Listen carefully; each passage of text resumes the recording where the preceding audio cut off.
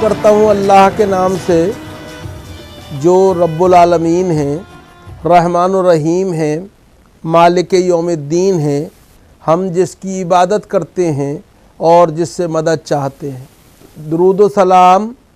اس کے نبی برحق سید المرسلین، خاتم النبیین، شفیع المذنبین، رحمت للعالمین، گنبد خضرا کے مکین جناب احمد مجتبیٰ محمد مصطفیٰ صلی اللہ علیہ وسلم، ان کی آل اور اصحاب پر۔ ناظرین کرام، رمضان کا مہینہ سال میں ایک دفعہ آتا ہے اور اپنے ساتھ روزوں کی سوغات لاتا ہے۔ روزہ یا صوم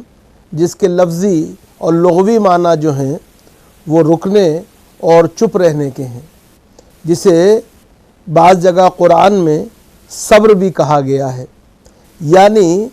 روزہ یا صوم جو ہے وہ اپنے آپ کو برائیوں سے روکنے، خواہشات نفسانی کی غلامی اور اتباع سے اپنے کو بچانے، اور تمام فحش باتوں اور تمام ایسی باتیں جو لوگوں کے لیے دل آزاری کا سبب بنتی ہیں، جن سے سماج میں نفاق پیدا ہوتا ہے، فساد پیدا ہوتا ہے،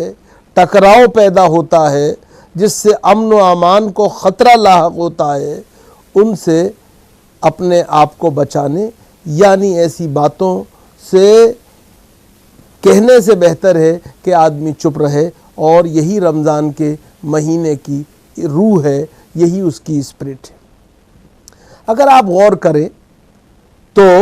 رمضان میں ہم صبح صادق سے لے کر اور شام کو مغرب کے وقت تک کچھ نہیں کھاتے ہیں، کچھ نہیں پیتے ہیں، اپنی جو خواہشات نفسانی ہیں ان سے اپنے آپ کو روکتے ہیں،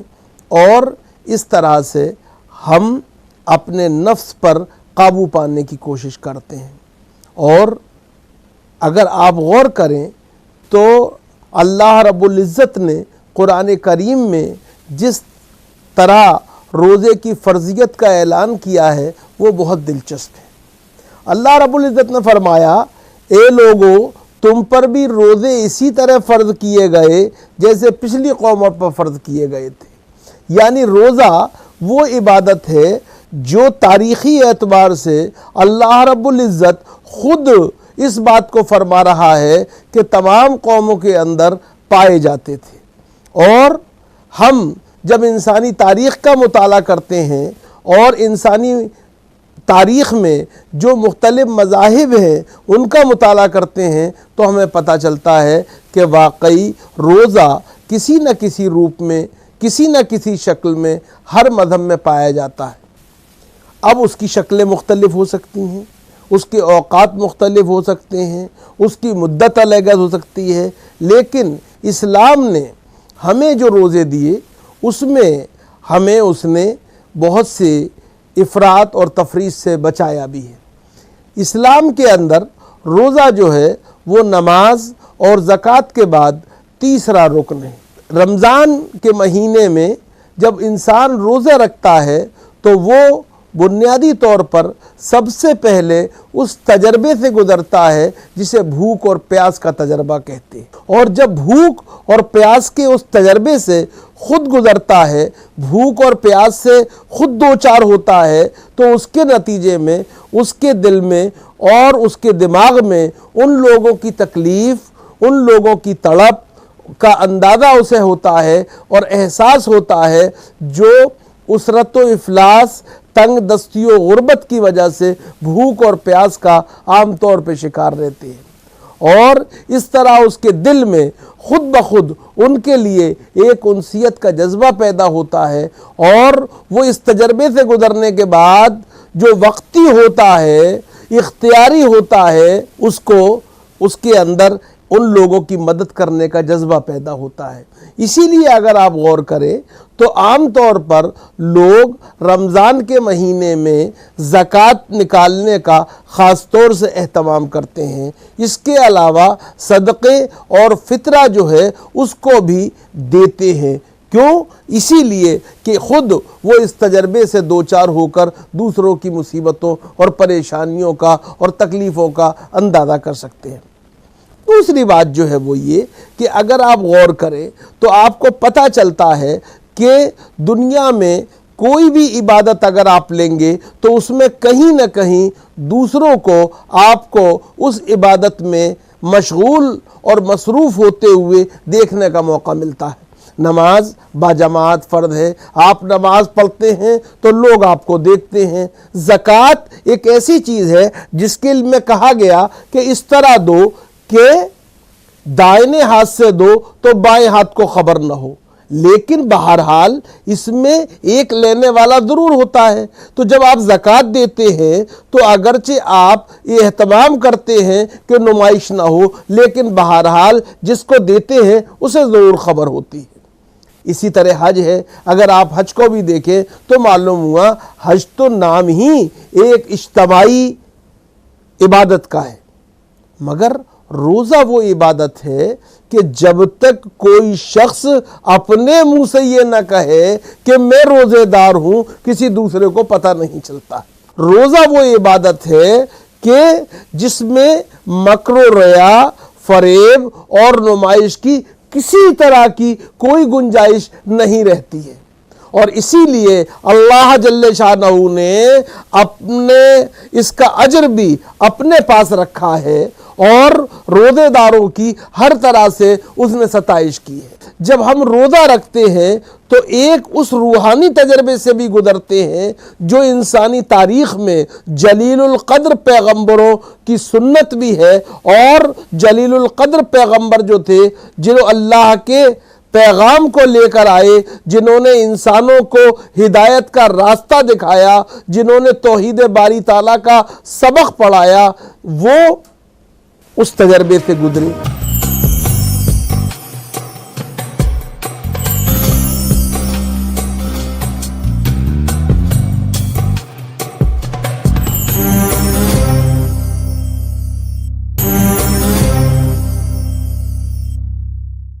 بنیادی طور پر ایک ایسے سفر پر بھی رواں دواں ہوتا ہے جو انسانی تاریخ میں جلیل القدر پیغمبروں کی یادگار ہے،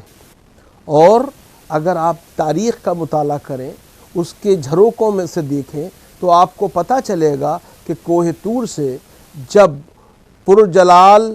پیغمبر حضرت موسیٰ علیہ السلام توریت کا پیغام لے کر آئے تو وہ 40 دن تک انہوں نے روزہ رکھے تھے۔ اگر آپ یاد کریں، کوہ سعیر کا مقدس پیغمبر حضرت عیسیٰ علیہ السلام جب انجیل کے احکامات لاتے ہیں تو وہ بھی روزوں سے گزرتے ہیں۔ آپ یاد کیجئے جناب محمد الرسول اللہ صلی اللہ علیہ وسلم کو، جنہوں نے غار حرا کی تنہائیوں میں جبل نور پر کتنے دن تک اللہ رب العزت کی عبادت کی اور اپنے آپ کو اس غار میں معتکف رکھا۔ ان تمام چیزوں سے آپ جب واقف ہوتے ہیں اور ایک روزے دار واقف ہوتا ہے تو وہ بنیادی طور پر روحانی سربلندی کے اس سفر میں اپنے آپ کو تقلید کرتے ہوئے پاتا ہے ان جلیل القدر عظیم الشان پیغمبروں کی جو انسانی تاریخ میں ہماری ہدایت اور رہنمائی کے لیے اللہ جل شانہ کے ذریعے وقتاً فوقتاً بھیجے گئے، اور جنہوں نے اللہ رب العزت کے پیغام کو ہم تک پہنچایا اور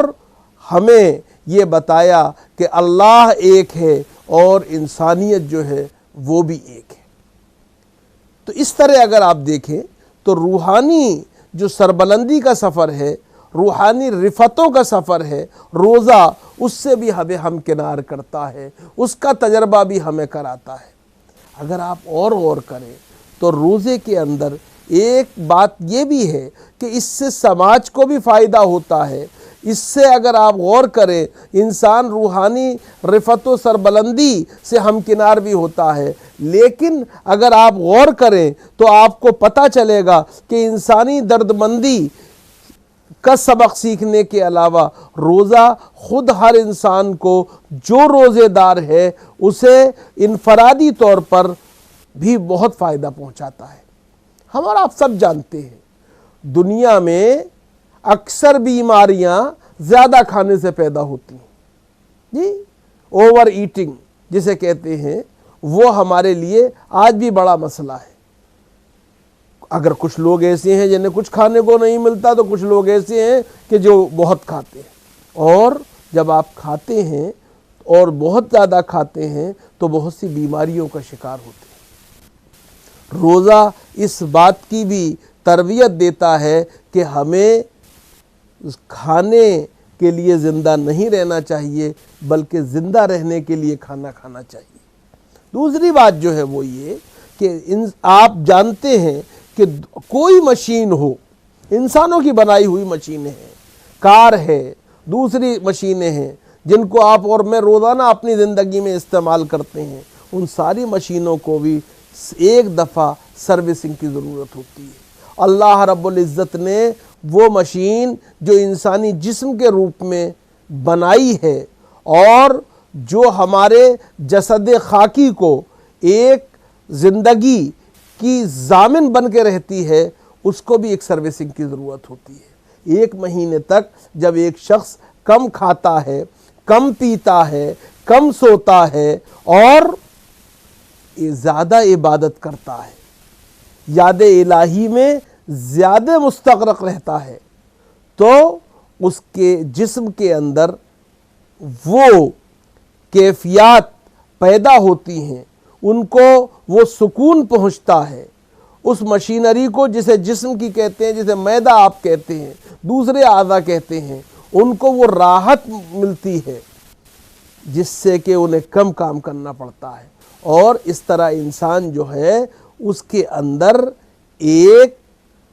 جسم کو نئی توانائی ملتی ہے، وہ ری انرجائز کرتا ہے، وہ اپنے آپ کو ایک نئی جسے کہتے ہیں توانائی اپنی اس کوشش سے عطا کرتا ہے۔ تو روزہ جو ہے اگر آپ دیکھیں تو وہ سماجی اعتبار سے بھی اہم ہے، اگر آپ دیکھیں روحانی طور پر بھی اہم ہے، اگر آپ دیکھیں تو انفرادی طور پر بھی بہت اہم ہے اور بہت فائدہ مند ہے۔ دوسری بات جو ہے وہ یہ کہ آپ نے دیکھا ہوگا کہ عام طور پر 5 نمازیں پڑھنی پڑتی ہیں، لیکن رمضان کے مہینے میں آپ کو 20 رکعت یا بعض لوگوں کے نزدیک 8 رکعت تراویحوں کا بھی اہتمام کرنا ہوتا ہے۔ یہ کیوں ہے؟ اس لیے ہے کہ رمضان کا مہینہ وہ مقدس اور مبارک مہینہ ہے جس میں اللہ جل شانہ نے اپنی آخری کتاب ہدایت، جو بلا شبہ کھلی ہوئی کتاب ہدایت ہے ان لوگوں کے لیے جو اللہ سے ڈرتے ہیں، یعنی قرآن حکیم، اس کو نازل کیا۔ اور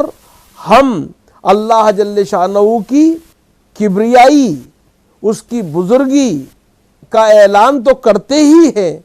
ہر نماز میں کرتے ہیں، ہر عمل سے کرنے کی کوشش کرتے ہیں، لیکن ساتھ میں ہم رمضان کے مہینے میں اس بات پر بھی اس کا شکر ادا کرتے ہیں کہ اس نے ہمیں قرآن جیسی عظیم کتاب ہدایت عطا کی، اور اس شکرانے کا طریقہ بھی ایسا نرالا اور ایسا انوکھا ہے جس پر قربان جائیے، اور وہ یہ کہ آپ قرآن کو رمضان کا چاند دیکھتے ہی سننا شروع کر دیجئے تراویح کی صورت میں، اور ختم کیجئے پورے مہینے۔ اگر آپ نے جلد پڑھ لیا ہے اور سن لیا ہے بڑی اچھی بات ہے، مگر تراویح آپ عید الفطر کا چاند دیکھتے وقت تک ادا کرتے رہیں گے۔ یہ ہے قرآن سے تعلق بنانے اور اللہ کا شکر ادا کرنے کا طریقہ جو کہ ہمیں بتایا گیا ہے اور جس پر ہم عمل کرتے ہیں۔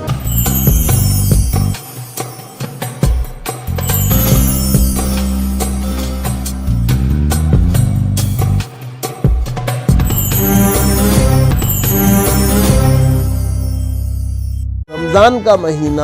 قرآن پر غور کرنے، قرآن جو ہے کہ مطالب کو سمجھنے کا بھی مہینہ ہے۔ اللہ اگر ہمیں توفیق دے تو ہم اس کام کو بھی انجام دینے کی کوشش کرتے ہیں، کیوں کہ قرآن سے جو جتنا تعلق بناتا ہے قرآن اتنا ہی اس آدمی کو راہ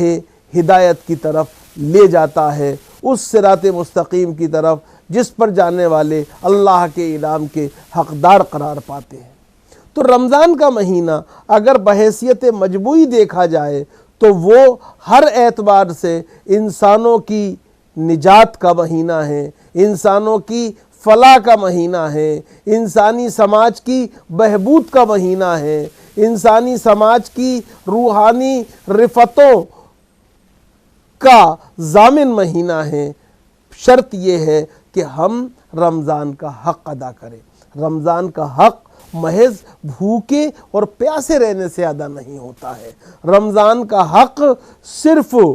جو ارکان ہیں ان کی ظاہری ادائیگی سے نہیں ہوتا ہے، بلکہ رمضان کا حق ادا ہوتا ہے اس وقت جب انسان جھوٹ نہیں بولتا ہے، جب انسان مکر، فریب اور ریا سے کام نہیں لیتا ہے، جب انسان جو ہے وہ دوسروں کو کسی طرح کی تکلیف نہیں پہنچاتا ہے، جب وہ لوگوں کو گالی نہیں بکتا ہے، جب وہ لوگوں کے ساتھ دشنام ترازی کا مظاہرہ نہیں کرتا ہے، جب وہ کوئی ایسا کام نہیں کرتا جس سے کہ دوسرے کو تکلیف پہنچے۔ کیوں؟ اللہ رب العزت نے واضح طور پہ کہہ دیا ہے ہمیں ان لوگوں کے بھوک اور پیاس سے کچھ لینا دینا نہیں ہے جو کہ لوگوں کے ساتھ اچھا سلوک نہیں کرتے ہیں اور لغو باتیں کرتے ہیں۔ یہ ہمیں سمجھنا چاہیے، کیوں کہ اسلام بنیادی طور پر انسانوں کو انسان بنانے کی کوشش کرتا ہے، اور یہ وہ درجہ ہے کہ جس میں آدمی کو بڑی محنت کرنی پڑتی ہے۔ جیسا کہا گیا روزے کا صوم کا مطلب ہی جو ہے وہ روکنے اور چپ رہنے کے معنی ہے، اور جیسا کہا گیا کہ صوم جو ہے اس کو اللہ نے، روزے کو اللہ نے صبر بھی کہا ہے، اور صبر جو ہے وہ بڑی قیمتی چیز ہے۔ صبر کی عظمت کا اندازہ کوئی نہیں لگا سکتا ہے۔ صبر یہ ہے کہ اللہ جس حال میں ہمیں رکھے ہم اس حال میں خوش رہنے کو تیار رہیں۔ کیوں کہ یہ ہمارے رب کی مرضی ہے، یہ ہمارے پیدا کرنے والے کی رضا ہے۔ یہی روزہ ہے جو کہ ہمیں اس کی تربیت دیتا ہے اور اسی راستے پہ لے جاتا ہے۔ صبر کی پہچان حضرت ایوب کا صبر ہے۔ صبر کی پہچان جناب رسالت مآب صلی اللہ علیہ وسلم کی وہ مکی زندگی ہے کہ جب آپ کے اوپر کوڑا بھی پھینکا جائے تو آپ کو کوئی غصہ نہ آئے، لیکن جب کوڑا نہ پھینکا جائے تو تشویش ہو جائے کہ کوڑا پھینکنے والے نے آج کوڑا کیوں نہیں پھینکا، اور بالکل جسے کہتے ہیں غالب کے انداز میں اس طرح سے سراپا سوال بن جائیں کہ واہ حسرتا کہ یار نے کھینچا ستم سے ہاتھ ہم کو ہری سے لذت آزار دیکھ کر، اور جا کر کوڑا پھینکنے والی بڑھیا جو ہے اس کی عیادت کرے، اس کی خدمت کریں، اس کی تواضع کریں۔ جب طائف میں تکلیف پہنچائی جائے اور فرشتہ عذاب الہی کی وعید لے کر آئے تو بھی آپ کہیں کہ نہیں اے اللہ انہیں معاف کر دیجئے، کیونکہ یہ نہیں جانتے کہ یہ کیا کر رہے ہیں۔ یہ ہے صبر۔ تو ہمیں رمضان کا مہینہ یہی سبق سکھانے آتا ہے۔ کیا ہم اس کے لیے تیار ہیں؟ کیا ہم بری باتوں سے اپنے آپ کو روکنے، بری باتوں سے اپنے آپ کو بچانے اور جو لغو گوئی ہے اس سے دریدہ دہنی ہے اس سے اپنے آپ کو چپ رکھنے اور صبر کرنے کے لیے تیار ہیں؟ یہی رمضان کا پیغام ہے، یہی رمضان کا تقاضا ہے، یہی رمضان کا سوال ہے۔ اللہ ہمیں اس کی توفیق دے کہ ہم رمضان کا حق ادا کر سکیں، روزے کی روح جو ہے اس کو پا بھی سکے اور نبھا بھی سکے۔ وآخر دعوانا ان الحمد للہ رب العالمین۔